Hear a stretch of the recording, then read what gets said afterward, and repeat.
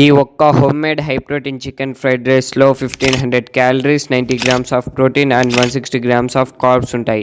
మీరు కూడా bulking start చేయాలని చూస్తుంటే ఈ హై ప్రోటీన్ మీల్ ఖచ్చితంగా ట్రై చేయండి.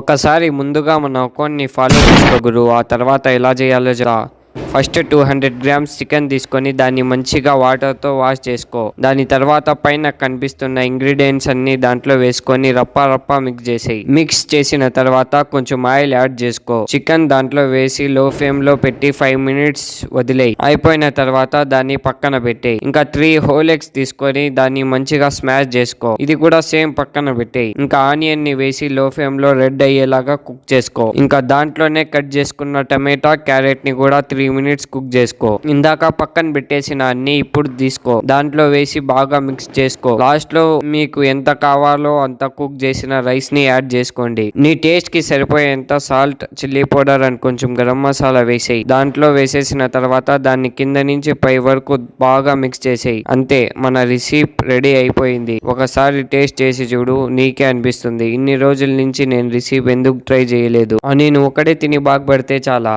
నీ ఫ్రెండ్ కి కూడా షేర్ చేయి, వాడికి యూజ్ అవుతుంది. సరే అయితే నెక్స్ట్ వీడియోలో మళ్ళీ కలుద్దాం. ఓకే బాయ్, ఖుదా హాఫీజ్.